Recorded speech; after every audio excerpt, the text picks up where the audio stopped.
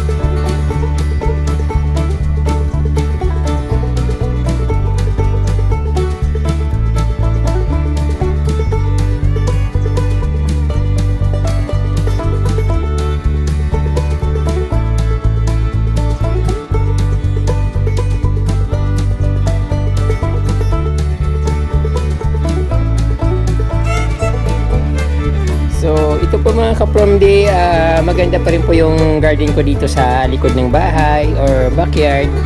Ayan, at puting-puti yung bato. Madalas po yung ulan dito at biglang iinit, biglang ulan. Kaya ayun, napakagandang tingnan ng bato. Pero hindi naman yata affected yung pag-uulan at pag-init yung bato kasi natural po yung puti niya. Umano pa nga po siya. Nagkakaroon ng mga lumot, so medyo umiitim. So dito ka-promdi sa gitna nung yung kakao, nilagay ko yung mga ko dito, mga bigonya na kulay pink, yung kulay white, at yung ito, pula ito ka-promdi, pero ayan, nagbago yung kulay niya. Pero sa likod niya, kulay pula siya, ayan no, nakikita nyo. Pula po siya, din may white na bigonya, may bigonya star. Ayan, at syempre bumili na rin ako ng yung anong tawag dito, butterfly na plant. And ayun, kumikinang pa rin, parang Boracay. At siyempre yung mga ko ka-promdi, yung binili kong anthurium, nagdahon siya, sobrang laki niya. Ayan no, compare sa mga dati niyang dahon, nakita niyo yung dahon na nung binili ko siya, ganito siya kaliit. O malaki na rin siya ka-promdi Ayan no. Tapos ang biglang nagdahon siya. Ayun no, parang yung dahon niya napakalaki, doble nung dahon niya nung bago ko siya binili. So ayun, ang laki-laki ng dahon. Then tuloy-tuloy pa rin yung pamumulaklak at yung aking rainforest. Nagdadahon siya, ang laki-laki niya ng dahon niya, so hindi ko nahawakan baka kasi yung kamay ko mainit, baka masunog. Then ayun, yung mga wala naman ako mga bagong halaman ka-promdi, yung pa rin yung mga nakikita nyo noon, at pinapakita ko lang kasi baka namimiss nyo na yung aking garden. At ito yung ko, winter melon, pipirom niya. Tapos ito yung kalatia, dati hindi ko na to inaasahan na lalaki ulit, pero ayan bumalik sa dati at sana tuloy-tuloy. Then Ito naman yung naging ano ko, souvenir dun sa binidyo ko sa taga San Francisco, Lagunoy. Yung binigay niya sa akin na black velvet. So ito naman matagal na yun sa akin. Ayan. Then marami akong ano, mga Ephesia. Bumili kasi ako ng Ephesia na 75 pesos yung kulay pink. Ayun. Ang tagal niyang lumaki. Kulay pink na Ephesia.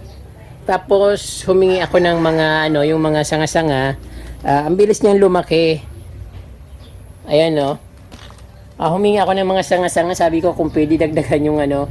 Kahit yung mga ano lang, mga reject na mga pananim.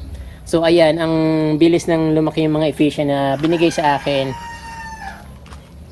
Hindi naman siya karamihan, pero ayun ang gaganda niya. Oh. Ephesia. Then ito siyempre yung ano, katulad ng sinabi ko sa inyo, yung after ko mabili yung Magnificum na Anthurium, biglang lumaki yung ano niya, mga dahon niya. Hindi ko alam kung anong magic ang nangyari diyan kasi sobrang lush na. Dati hindi naman ganyan kalaki yung mga dahon niya. Nakikita niyo yung mga lumang dahon. Ayun. Then syempre yung Calathea Rose Dote, ayan, sobrang laki niya na. Yung dati na kala ko hindi na mabubuhay, naka-recover ulit siya. Yung mga ano ko, Syngonium na neon.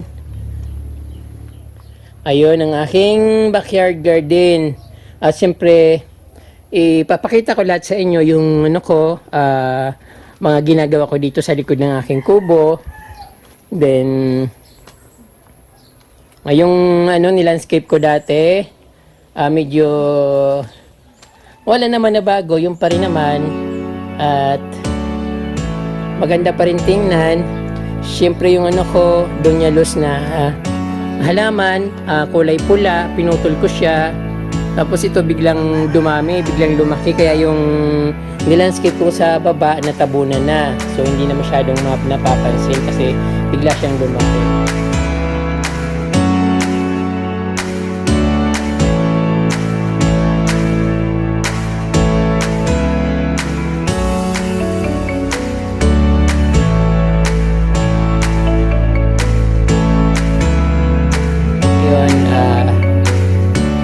Very cozy pa rin yung aking ano dito, backyard garden. Ang nawala yung mga mayana na matataas. At yun, nakita nyo, meron akong bagong patwi dito. Yung dating may harang dito na malago, napakalago na mayana. Tapos may puno ng mangga. Tinanggal ko yun. Then meron din dito na malaking saging, tinanggal ko rin yun. Yung Eugenia ko na variety na nandito, ay tinanggal ko na. Ayun, kaya maaliwalas na dito at inilipat ko dito sa ano, ayan o, nilipat ko dito sa gitna kasi ang gusto ko diyan, gagawin ko sana siyang ano, Christmas tree para mayroon akong lalagyan ng ilaw kapag ano, December. Kaya lang masyado pang ano, maliit at late na, siguro sana lumaki ka.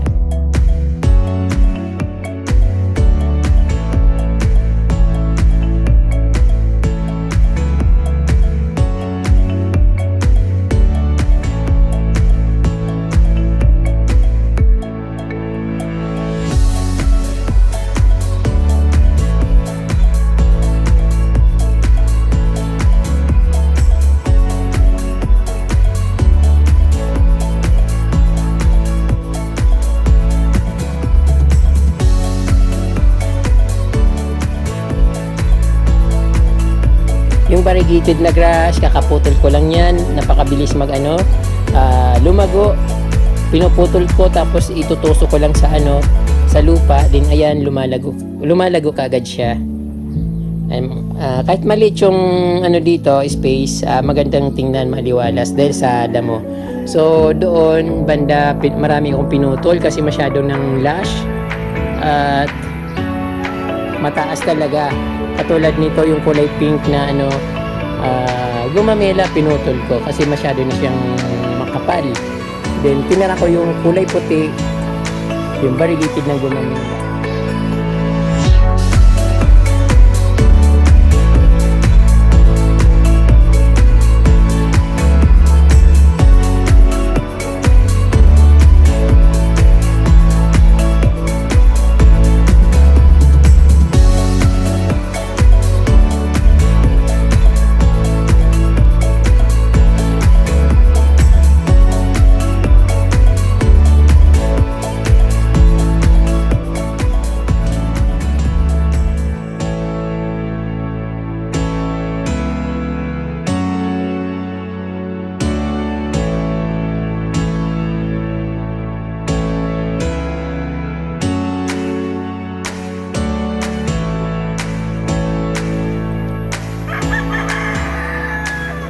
dito, hindi maganda yung halaman ko dito.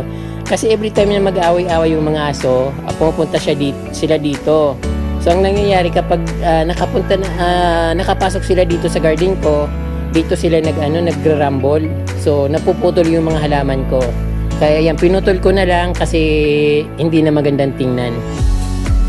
Yan yung anong tawag dito, yung silver button na halaman. Ito ang laki niya.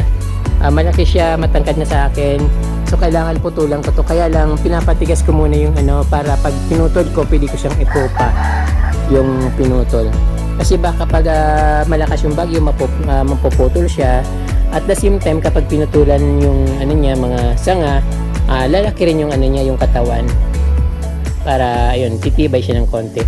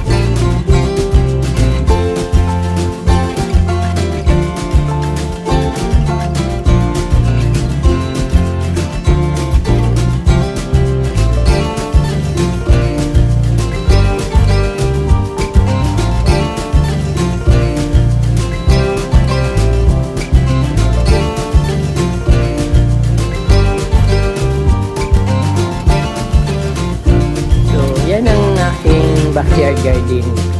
Ang sarap dito, naglalakad-lakad ako habang nagko-coffee.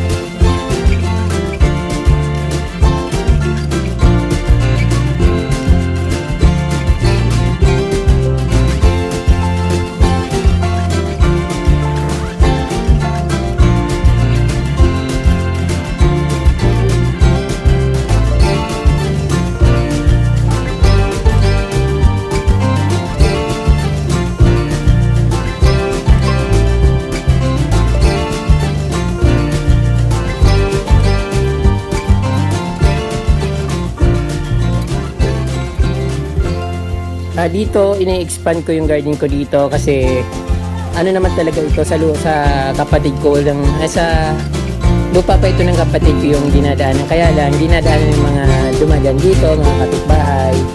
So hindi ko siya ma-expand, pero pinutol ko na yung mga ibang matataas na halaman para masama siya dito sa sa garden.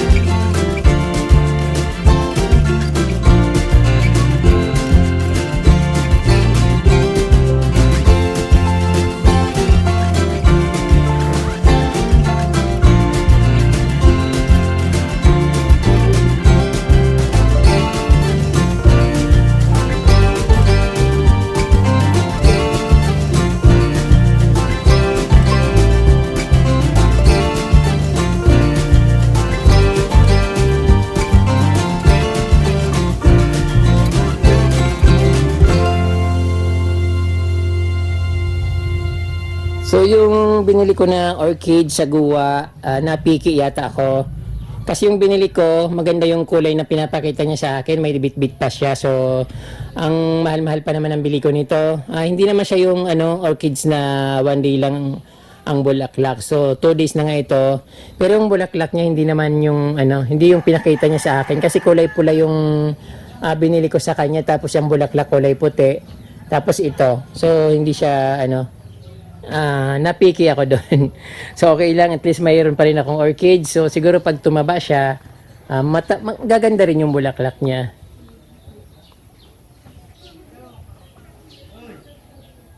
Aking pitcher plant, isa na lang yung aking pitcher plant, at ayan, nakabitin siya. So actually hindi naman siya kailangan ihang kasi yung pitcher plant tumutubo sa lupa tapos gumagapang pa itaas. So hindi siya panghanging plant. Tingnan nyo naman yung niya. Kung na-notice nyo, hindi siya umaano siya, tumataas yung sanga niya, yung talbos niya. Kasi kung panghanging plant siya, dapat pababa yung niya, yung pagtubo niya. So pataas, ibig sabihin, hindi siya panghanging. Kasi dapat ganito dapat siya. Kung panghanging plant siya. Ito talagang panghanging plant ito. Ayan. Yung staghorn, ayan, hanging plant. Ayan, mga ganyan. Pero yung pitcher plant, hindi siya pang hanging plant.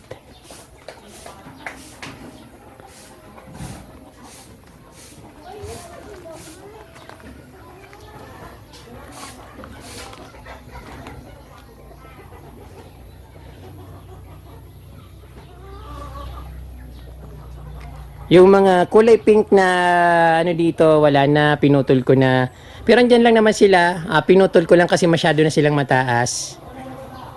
Yung mayayabong na mga tea plant, ayan, pinutol ko, at syempre babalik din naman ulit yon. Yung aking areca palm, malago na, at syempre meron pala akong dito, cactus na giant. Ayan, binigay ito sa akin ni Plantito Tutoy nung bumagyo. Marami sila nito kasi ang laki-laki, parang puno na ng niyog yung kanilang yung giant cactus. So pinagputol-putol ko, tinanim ko dito, at yung iba pinamigay ko rin kasi sobrang dami na. Ayun, ayan, malaki na siya.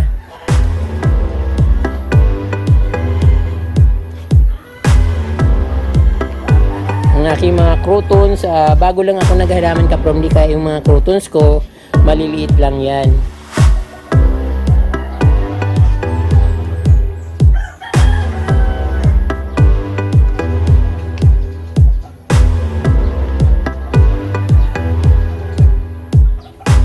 So hindi pa masyadong nakikita yung ganda niya kasi mga bagong mga bagong tanim.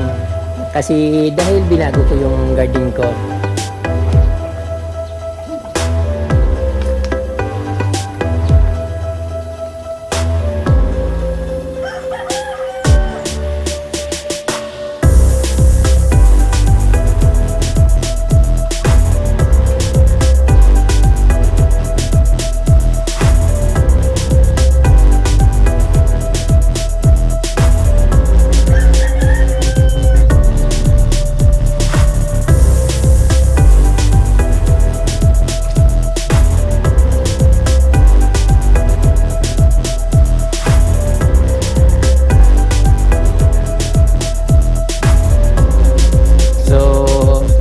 Tayo dun sa front yard.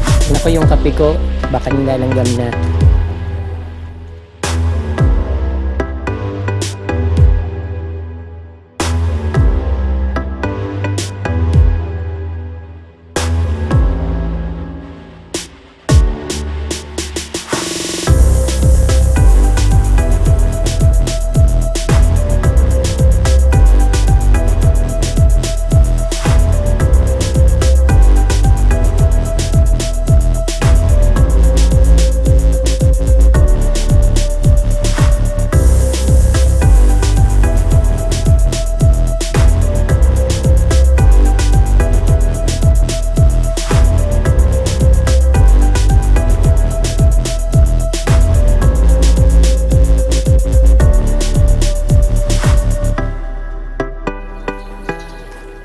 pinutol ko na yung mga malalago na Persian shield dito. Yung very purple na nandito. Pero ayan o, lumalabas na ulit.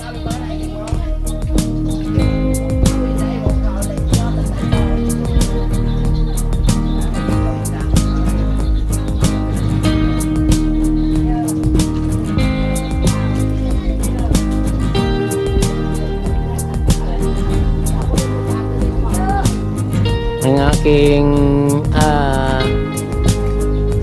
paraiso.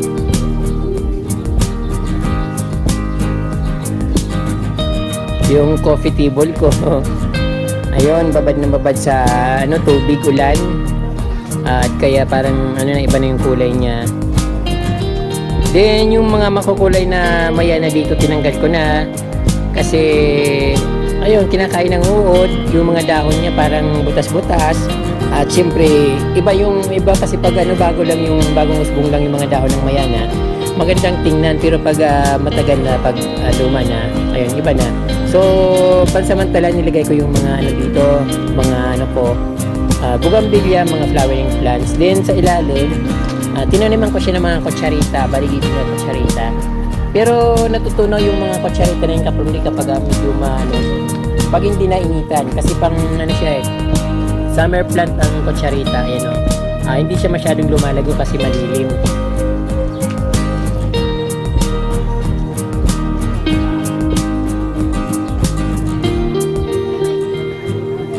So, ayun. Maganda pa rin dito. Yung dito, crouton na napakagandang crouton dito na kulay yellow. Pinutol ko. Asahan ko na sasanga siya ng mas madami. Then, yung naman dito, pinutol ko rin siya para lumago. Kasi pag once na bumagyo, at hindi ko siya pinutol, ganun din.